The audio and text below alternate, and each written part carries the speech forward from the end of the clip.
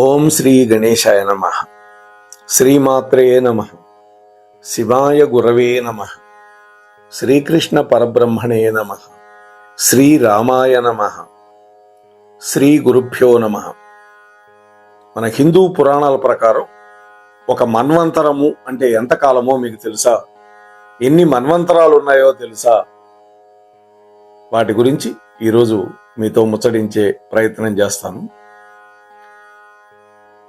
సచ్చిదానంద రూపాయ విశ్వోత్పత్యాది హేతవే తాపత్రయ వినాశాయ శ్రీకృష్ణాయ వయం నమః.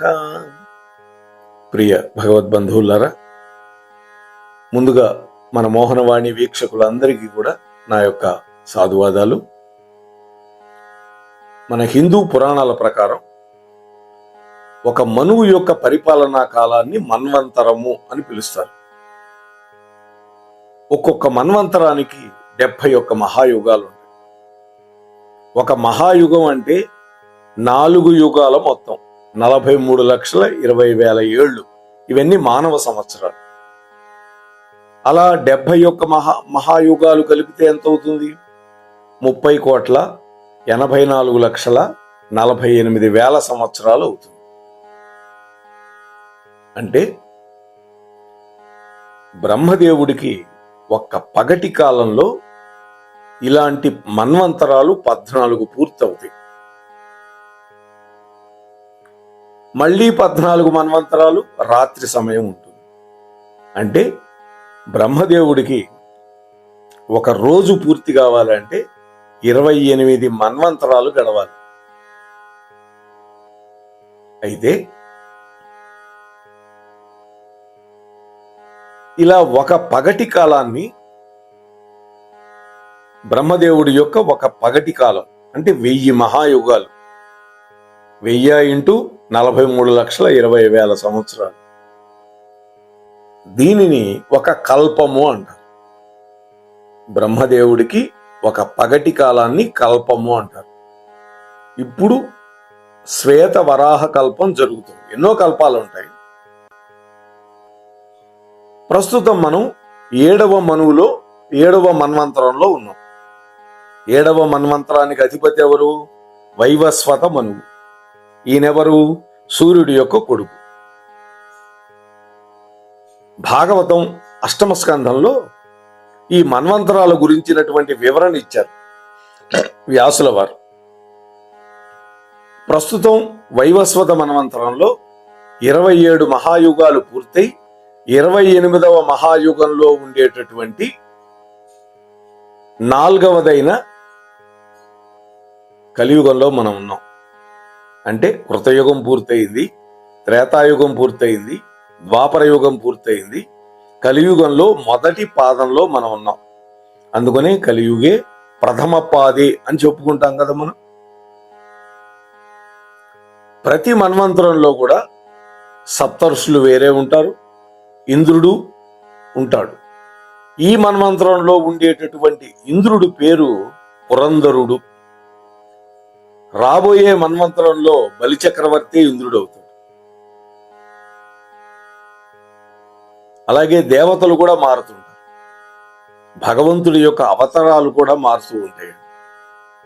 అసలు ఈ మన్వంతరాల పేర్లు ఏంటి అన్నప్పుడు మొట్టమొదటి మనువు స్వయంభవ మనువు, 2 స్వారోచిష మనువు, 3 ఉత్తమ మనువు, 4 తామస మనువు, 5 రైవత మనువు, 6 చాక్షుష మనువు, 7 వైవస్వత మనువు, 8 సూర్య సావర్ణీ మనువు, 9 దక్ష సావర్ణీ మనువు, 10 బ్రహ్మ సావర్ణీ మనువు, 11 ధర్మ సావర్ణీ మనువు, 12 భద్ర సావర్ణీ మనువు, 13 దేవ సావర్ణీ మనువు, 14 ఇంద్ర సావర్ణీ మనువు.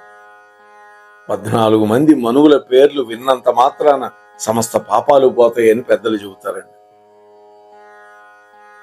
అయితే దేవతల యొక్క కాలమానం, వాళ్ళ యొక్క ప్రమాణం రెండిటికి తేడా ఉందండి. అంటే మానవ కాలమానం దేవతల యొక్క కాలమానానికి 360 రెట్లు ఎక్కువ. అందుకనే మనకు 360 రోజులు గడిస్తే దేవతలకి ఒక్క రోజు గడుస్తుంది చూడండి. అందుకని సంవత్సరానికి ఒకసారి మనం తద్దినం పెడుతున్నాము అంటే మన పితృదేవతలకి అక్కడ పితృదేవత లోకంలో ఉండే మన పితృదేవతలకి రోజు పెట్టినట్టే పిండం. అంటే మన ఒక సంవత్సరం కాలం దేవతలకి ఒక పగలు రాత్రి అవుతుంది. మన 30 సంవత్సరాలు దేవతలకి ఒక నెల అవుతుంది. మన 360 సంవత్సరాలు దేవతలకి ఒక దివ్య సంవత్సరం అవుతుంది. ఇలాంటి 12,000 దివ్య సంవత్సరాలు వాళ్ళకి ఒక దివ్య యుగం అవుతుంది. అదే మహాయుగం. ఇది మనకి 4 యుగాల కాలానికి సమానం అవుతుంది. ఈ విధంగా లెక్క గడితే 43,20,000 సంవత్సరాలు ఒక మహాయుగం అవుతుంది. కృతయుగానికి 4,800 దివ్య సంవత్సరాలు. అదే మానవ సంవత్సరాలు అయితే 17,28,000 సంవత్సరాలు. త్రేతాయుగం 3,600 దివ్య సంవత్సరాలు. అంటే దివ్య సంవత్సరాలు అంటే ఏమిటి? దేవతా సంవత్సరాలు. 12,96,000 మానవ సంవత్సరాలకు సమానం. అదే ద్వాపర యుగం 2,400 దివ్య సంవత్సరాలు అయితే 8,64,000 మానవ సంవత్సరాలు. ఇక కలియుగం దగ్గరకు వచ్చేసరికి 1,200 దివ్య సంవత్సరాలు దేవతలకి, 4,32,000 మానవ సంవత్సరాలు. ఈ విధంగా మొత్తం లెక్క గడితే 12,000 దివ్య సంవత్సరాలు అవుతాయి ఒక మహాయుగానికి. అది మానవ సంవత్సరాలు 43,20,000 సంవత్సరాలు. ఇలాంటి 1000 దివ్య యుగాలు గనక గడిస్తే బ్రహ్మదేవుడికి ఒక్క పగలవుతుంది. బ్రహ్మదేవుడి యొక్క ఒక పగలుని కల్పము అంటారు. అదే సర్గము అని కూడా ఉంది. మరొక 1000 దివ్య యుగాలు బ్రహ్మదేవుడికి ఒక రాత్రి అవుతుంది. ఈ రాత్రిని ప్రళయము అంటారు. చూసారా? ఈ భయంకర ప్రళయంలో విష్ణువు మర్రి ఆకు మీద శయనించి ఉంటాడు. చరాచర జగత్ ఏది ఉండదు, మొత్తం నీళ్లే ఉంటాయి. అటువంటి 360 దివ్య రాత్రులు బ్రహ్మదేవుడికి ఒక సంవత్సరం. అటువంటి 100 సంవత్సరాలు బ్రహ్మ యొక్క ఆయుర్దాయం. అటువంటి బ్రహ్మకి ఇప్పుడు 50 ఏళ్ళు నిండినాయి.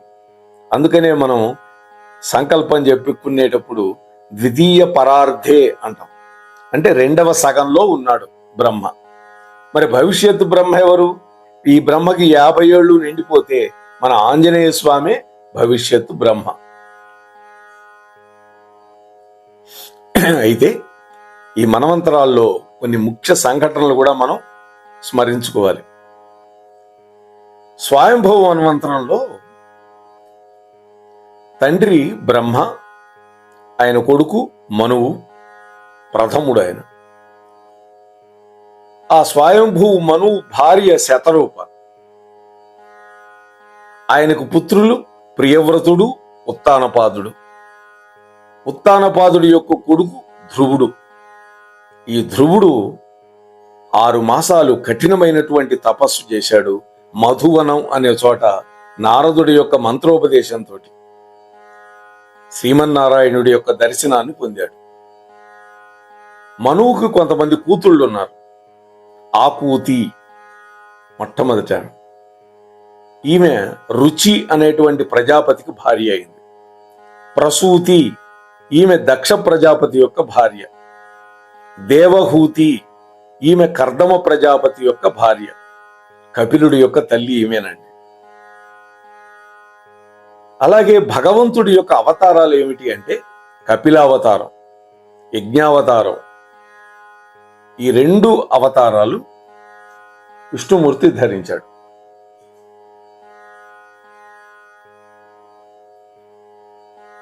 దేవహూతి కడుపున కర్దమ ప్రజాపతి తండ్రిగా కపిలుడు జన్మించి ధర్మము, జ్ఞానము లోకాలకు ఉపదేశించాడు. అదే సాంఖ్య యోగము.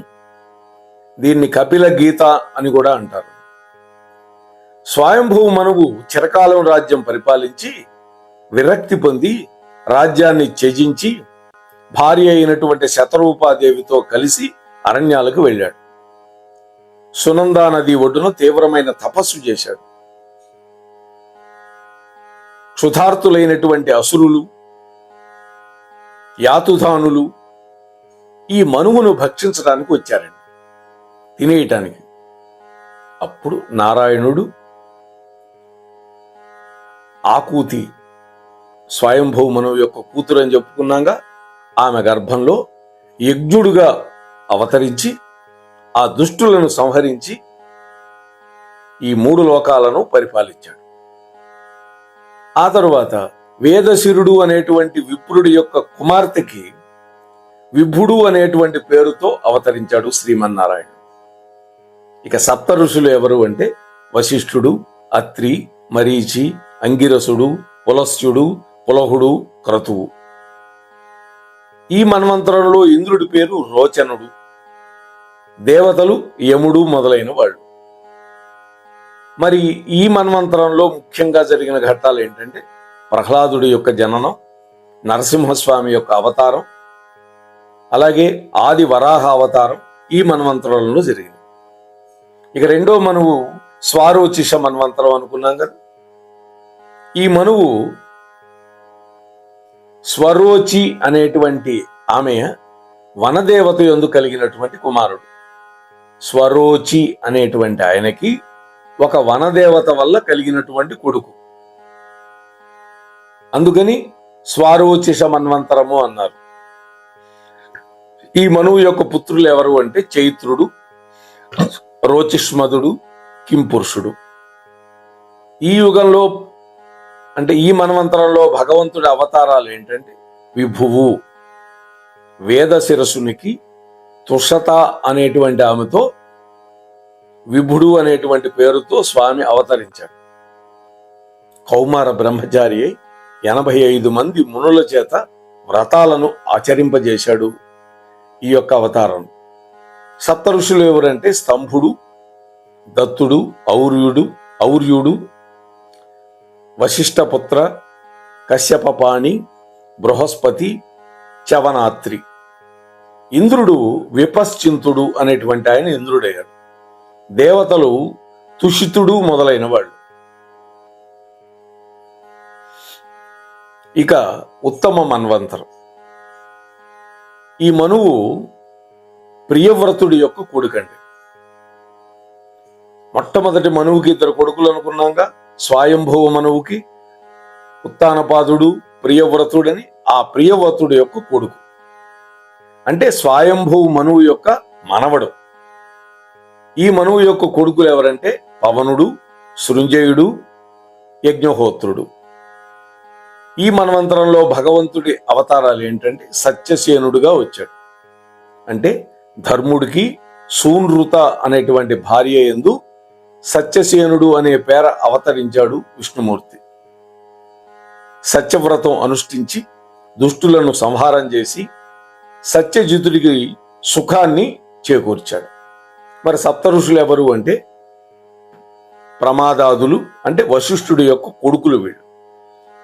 కౌకుంది, కురుంది, దలయ, శంఖ, ప్రవాహిత, మిత, సంమిత వీళ్ళంతా సప్త ఋషులు.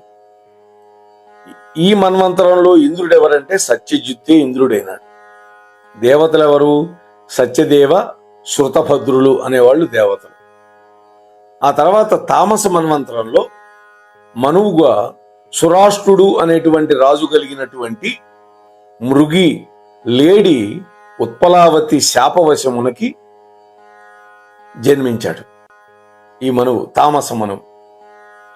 సురాష్ట్రుడు అనే రాజు వల్ల ఉత్పలావతి అనేటువంటి ఆమె శాపవశాత్తు లేడిగా పుడితే వాళ్ళిద్దరికీ పుట్టాడు. ఈ మనువుకు పుత్రులు ఎవరంటే వృషాఖ్యాతి, కేతువు, జానుజంగుడు, శాంతి, నరుడు, ప్రస్థలుడు, ధ్రుడు, కృతబంధువు మొదలైన వాళ్ళు 10 మంది పుత్రులు ఉన్నారు. ఈ యుగంలో విష్ణుమూర్తి యొక్క అవతారం ఏంటంటే హరి అనే పేరుతో పుట్టాడు. హరిమేధసుడికి హరిణి అనేటువంటి భార్య యందు హరి అనే పేరుతో పుట్టాడు. ఈ మన్వంతరంలోనే ఒక మకరము చేత పట్టుకోబడినటువంటి గజేంద్రుణ్ణి రక్షించాడు. అంటే గజేంద్ర మోక్షణ కథ జరిగింది ఈ మన్వంతరంలోనే. ఈ మన్వంతరంలో సప్త ఋషులు ఎవరు అంటే ధాత, జకునుడు, పృథువు, కావ్యుడు. కావ్యుడు అంటే మన శుక్రాచార్యుడు. కపివంశుడు, అగ్ని, అకపివంశుడు వీళ్ళు. ఇంద్రుడు ఎవరు అంటే శిబి చక్రవర్తి, త్రిశుకుడు అనే పేరుతో ఉన్నాడు ఆయన. దేవతలు ఎవరు అంటే విధృతి యొక్క కొడుకులు వైధృతులు. వేదరాశి నశించిపోయినప్పుడు ఆ తేజస్సును తమలో జీర్ణం చేసుకున్నటువంటి మహానుభావులు వీళ్ళు. వీళ్ళని వైధృతులు అంటారు. ఆ తర్వాత రైవత మన్వంతరం. ఈ మనువు దుర్దముడికి రేవతి అనేటువంటి ఆమె యందు పుట్టాడు. అందుకని రైవతుడు అని పేరు వచ్చింది దీనికి. రేవతి పుత్రుడు కాబట్టి రైవతుడు. ఈ మనువు యొక్క పుత్రులు బలుడు, బంధుడు, స్వయంభావ్యుడు, సత్యకుడు, అర్జున, ప్రతినింజుడు ఇటువంటి వాళ్ళు. భగవంతుడి అవతారాలు ఏంటంటే దీంట్లో వైకుంఠవాసుడైనటువంటి ఆ శ్రీమన్నారాయణుడు శుభ్రుడికి వికుంఠ అనేటువంటి ఒక భార్య యందు వైకుంఠుడిగా అవతరించాడు. రమాదేవి యొక్క ప్రార్థనను మన్నించి వైకుంఠ నగరాన్ని కూడా నిర్మించాడు స్వామి. ఇక సప్త ఋషులు ఎవరంటే హిరణ్యరోముడు, వేదశిరుడు, ఊర్ధ్వబాహుడు, దేవబాహుడు, సత్యనేత్రుడు, పర్జన్యుడు, యదుధ్రుడు వీళ్ళు. ఇంద్రుడు ఎవరు అంటే విభుడు అనే పేరు కలిగిన ఆయన ఇంద్రుడయ్యాడు. దేవతలు ఎవరంటే భూతదయాదులందరూ దేవతలు. ఇక చాక్షుష మన్వంతరం. ఈ మనువు చక్షుషుడి యొక్క భార్య అయినటువంటి జృహతి అనేటువంటి ఆమె వల్ల కలిగినటువంటి పుత్రుడు ఈ చాక్షుషుడు. ఈయన కొడుకులు ఎవరంటే శతజుమ్నుడు, ఊరుడు, పూరుడు, తపస్వి, శుచి, అగ్నిష్టోముడు, అతిరాత్రుడు, ప్రద్యుమ్నుడు, అభిమన్యుడు మొదలైనవాడు. అర్జునుడు కొడుకు అభిమన్యుడు కాదండి. ఇక భగవంతుడి అవతారాలు ఏంటంటే అజితుడు కూర్మావతారం, వైరాజుడు అనేటువంటి ఆయనకి సంఖ్యాతి అనేటువంటి భార్య యందు అకితుడు అనే పేర అజితుడు అనే పేర అవతరించాడు. ఇదే మన్వంతరంలో దేవతలు రాక్షసులు కలిసి అమృతోత్పాదన కోసం పాలసముద్రాన్ని మథించాడు. అప్పుడు భగవంతుడు కూర్మావతారాన్ని ధరించి మందరగిరిని తన యొక్క వీపు మీద నిలబెట్టాడు. అలాగే శివుడు కాలకోట విషాన్ని తన యొక్క గళసీమలో దాచిపెట్టాడు. లక్ష్మీదేవి కూడా అవతరించింది. సాగర మథనం పూర్తయిన తర్వాత ధన్వంతరి అమృత భాండంతో వచ్చాడు. అలాగే మోహిని రూపుడై భగవంతుడు అమృతాన్ని దేవతలకు అందజేశాడు. ఇన్ని పనులు జరిగినాయి. ఇక సప్తఋషులు ఎవరంటే విరజుడు, అతినాముడు, భృగుడు, నభుడు, వివస్వంతుడు, సుధాముడు, సహిష్ణుడు. ఇక ఇంద్రుడు ఎవరు అంటే మనోజవుడు అనేటువంటి ఆయన ఇంద్రుడుగా వచ్చాడు. సురలు ఎవరు అంటే అప్యాదులు. ఇక ప్రస్తుత మన్వంతరం వైవస్వత మనువు. ఇది ప్రస్తుతం జరుగుతున్నటువంటి మన్వంతరం అని అందరికీ తెలుసు. చాక్షుష మన్వంతరం చివర కల్పాంత ప్రళయకాలంలో భగవానుడైనటువంటి విష్ణువు మత్స్యావతారాన్ని ధరించి సమస్త జలరాశినిచ్చి మానవులని ఓషధులని ఒడ్డుకు చేర్చాడు. వేదాలను కాపాడాడు. మనువు వివస్వంతుడి యొక్క పుత్రుడు వైవస్వంతుడి. వివస్వంతుడు అంటే సూర్యుడు. వివస్వాన్ అంటారు. ఆయన కొడుకు కాబట్టి వైవస్వతుడు అని వచ్చింది. తల్లి సంజ్ఞాదేవి, భార్య శ్రద్ధాదేవి. అందుకే ఇతడికి శ్రార్థదేవుడు అనే పేరు కూడా ఉందండి ఈ మనువుకి. ఈ వైవస్వత మనువుకి శ్రార్థదేవుడు. కారణం శ్రద్ధ అనేటువంటి ఆమెకు భర్త కాబట్టి, ఆమెకు దేవుడు కాబట్టి ఈయన శ్రార్థదేవుడు అయింది. ఈ మనువుకు పుత్రులు ఎవరంటే ఇక్ష్వాకుడు. ఈ ఇక్ష్వాకు వంశంలోనే రాముడు కూడా వచ్చాడు. నాభాగుడు, దృష్టుడు, సంయాతి, కరుషుడు, వృషధ్రుడు, వసుమంతుడు, నరిష్వంతుడు, వృషపదుడు, ఈ మనువుకు కూతుర్లు కూడా ఉన్నారు. ఈ ఇలయే తర్వాత సుజుమ్నుడుగా మారాడు. అది పెద్ద కథ. ఇక భగవంతుడి అవతారాలు ఏంటంటే, కశ్యపుడికి అదితి అనేటువంటి భార్య యందు వామనమూర్తిగా వచ్చాడు.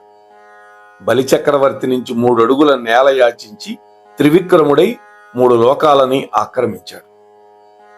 ఇక సప్తఋషులు కశ్యపుడు, అత్రి, వశిష్ఠుడు, విశ్వామిత్రుడు, గౌతముడు, జమదగ్ని, భరద్వాజుడు. ఈ మన్వంతరంలో ఇంద్రుడెవరు అంటే పురంధరుడు. ఆయనకు ఓజస్వి అనే పేరు కూడా ఉందండి. దేవతలు వసువు, రుద్రుడు, ఆదిత్యుడు, విశ్వేదేవుడు, నాసత్యుడు అంటే అశ్విని దేవతలు, మరుద్గణాలు. ఈ మన్వంతరంలో పరశురామ అవతారం వచ్చింది, శ్రీరామ అవతారం వచ్చింది, బలరామ అవతారం వచ్చింది, శ్రీకృష్ణ అవతారం వచ్చింది. అలాగే వరాహ అవతారాలు కూడా వచ్చింది. చిట్ట చివరికి కల్కి అనేటువంటి అవతారం కూడా వస్తుంది కలియుగ అంతరంలో. ఇక సూర్య సావర్ణి మన్వంతరం 8వది రాబోయే మనువు అన్నమాట. ఈ మనువు సావర్ణి విశ్వకర్మకు కూతురైన సంజ్ఞాదేవి, ఛాయాదేవి అను 2 పుత్రికలు ఉన్నారు. వీళ్ళిద్దరూ సూర్యుడికి భార్యలైనారు. ఈ వివస్వంతుడికి బడబా అనేటువంటి 3వ భార్య కూడా ఉంది. అంటే బడబ రూపం ధరించింది ఎవరు? సంజ్ఞాదేవి. సూర్యుడి యొక్క వెలుతురిని తట్టుకోలేక ఉత్తర కురుభూములకు వెళ్లి తపస్సు చేసుకుంటున్నది ఆడుగుర్రం రూపంలో. ఆ సంజ్ఞకి యముడు, యమి, శ్రాద్ధదేవుడు పుట్టారు. శ్రాద్ధదేవుడు అంటే ఈ వైవస్వత మనువు. ఛాయాదేవికి సావర్ణి రాబోయే ఆయన కూడా మనొక మనువే, తపతి, శనేశ్వరుడు కొడుకులుగా వచ్చారు. ఈ బడబకి సూర్యుడు కూడా మగగుర్రం రూపం ధరించి సంపర్కం జరిగినప్పుడు అశ్విని దేవతలు పుట్టారు. వాళ్ళని నాసత్యులు అంటారు. వీళ్లల్లో సావర్ణియే కాబోయేటటువంటి 8వ మనువండి. తండ్రి సూర్యుడు, తల్లి ఛాయాదేవి. ఈ మనువు యొక్క పుత్రులు ఎవరు అంటే నిర్మోహ, వారజస్కాదులు. భగవంతుడి అవతారాలు ఏంటంటే రాబోయేవి. సార్వభౌముడు అనేటువంటి అవతారం వస్తుంది. వేదగుహి అయినటువంటి సరస్వతీదేవి యందు సార్వభౌముడు అనే పేర భగవానుడైనటువంటి విష్ణువు అవతరిస్తాడు. ఇంద్ర పదవిని పురంధరుడు దగ్గర నుంచి, అంటే ఈ 7వ మన్వంతరంలో ఉండే పురంధరుడు దగ్గర నుంచి బలిచక్రవర్తి గ్రహిస్తాడు. బలి ఇప్పుడు పాతాళ లోకంలో ఉన్నాడు విష్ణువు యొక్క రక్షణలో. ఈ వైవస్వనంతరంలో వామనుడికి 3 అడుగుల నేల దానం ఇచ్చినందుకు గాను ప్రతిఫలంగా బలిచక్రవర్తికి 3 లోకాల సార్వభౌమత్వం సిద్ధించనుందన్నమాట. బలి ఇప్పుడు సుతల లోకంలో ఉన్నాడు. రోగాలు, రుష్టులు లేనటువంటి లోకం, ఎవరి అదుపాజ్ఞలకి ఉండక్కరలేనటువంటి లోకం అది. సప్త ఋషులు ఎవరంటే అజరుడు, అశ్వత్థామ, గౌతముడు, శరద్వంతుడు, కౌశికుడు, కాశ్యపుడు, ఔర్వుడు. ఇంద్రుడు ఇందాక మనం చెప్పుకున్నాం కదా, విరోచనుడి యొక్క పుత్రుడైనటువంటి బలి, ప్రహ్లాదుడి యొక్క మనవడు. దేవతలు సుతపుసులు, విరజులు, అమృత ప్రభులు. ఇక దక్ష సావర్ణి మన్వంతరంలో మనువు దక్షుడి యొక్క పుత్రుడు దక్ష సావర్ణి.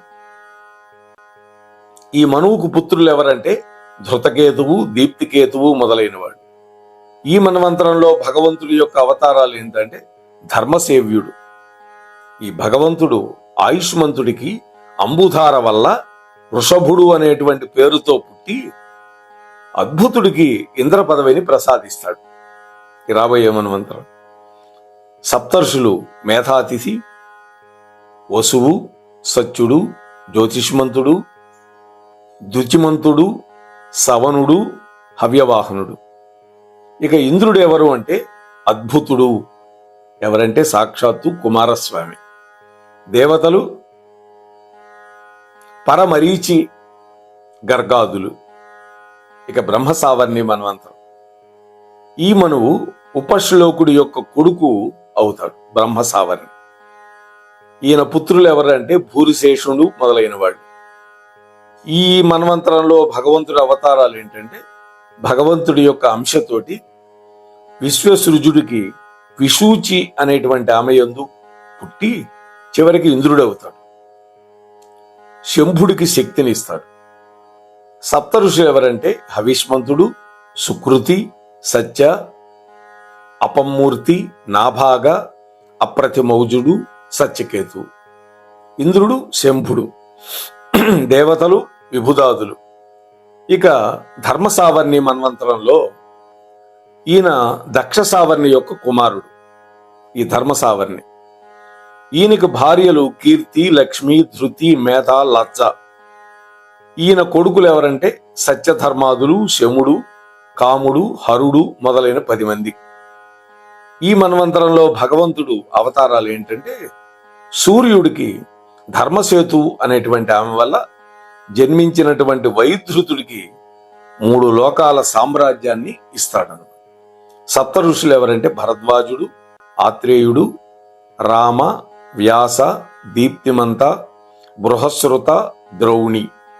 ఇంద్రుడు వైధృతుడు, సురలు, విహంగమాదులు. ఇక రుద్ర సావర్ణి మన్వంతరంలో ఈ మనువు రుద్ర సావర్ణిక అంటారు. ఈ మనువు యొక్క పుత్రులు దేవసుతాదులు. ఈ మన్వంతరంలో భగవంతుడు అవతారాలు ఏంటంటే సత్య తాపసుడు. సత్య తపసుడికి సూనృత అనేటువంటి భార్య యందు అవతరించాడు కాబట్టి ఈయనకి సత్య తాపసుడు అని పేరు. సప్త ఋషులు తపస్వి, సుతపుడు, తపోమూర్తి, తపోనిధి, తపోధృతి, జ్యుతి, తపోధనుడు. ఇంద్రుడు ఋతధాముడు, దేవతలు పరితారులు. ఇక దేవసావర్ణి మన్వంతరం వచ్చేసరికి మనువు దేవసావర్ణి. ఈ మనువు పుత్రులు విచిత్ర సేనాదులు. భగవంతుడి అవతారాలు ఏంటంటే దేవహోత్రుడికి బృహతి అనేటువంటి భార్య యందు దేవహోత్రుడు అనేటువంటి పేర పుడతాడు. అలాగే దేవేంద్రుడికి ఐశ్వర్యాన్ని అనుగ్రహిస్తాడు. సప్త ఋషులు నిర్మోహుడు, తత్వదర్శనాదులు, నిర్మోహుడు, తత్వదర్శనుడు, నిష్ప్రకంపుడు, నిరుత్సకుడు, ధృతిమంతుడు, అవ్యయుడు, సుతపుడు. ఇంద్రుడు వచ్చేసరికి దివస్పతి. దేవతలు సుకర్మాదులు. ఇక ఇంద్రసావర్ణి. ఈ ఇంద్రసావర్ణి యొక్క కొడుకులు గంభీరుడు మొదలైన వాళ్ళు.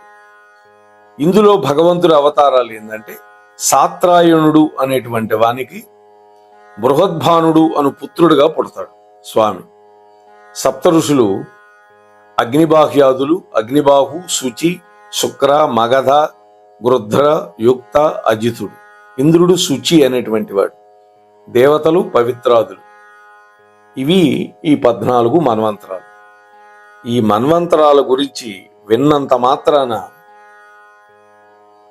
సర్వ పుణ్యాలు కలుగుతాయి అని, సర్వ పాపాలు పటాపంచలైపోతాయని మనకి భాగవతం చెబుతోంది ఫలశ్రుతిలో. కాబట్టి వాటిని మీతో క్లుప్తంగా పంచుకునే ప్రయత్నం చేశాను. విన్నటువంటి మీరు, చెప్పినటువంటి నేను, అలాగే తమ ఛానల్ ద్వారా ప్రసారం చేసిన మన అక్కునూరి వారికి ఆ శ్రీకృష్ణ భగవానుడు, ఆ విష్ణు స్వరూపుడైనటువంటి కృష్ణ భగవానుడు అనుగ్రహం ప్రసాదించి చల్లగా చూసి రక్షించుగాక. స్వస్తి సర్వేషాం.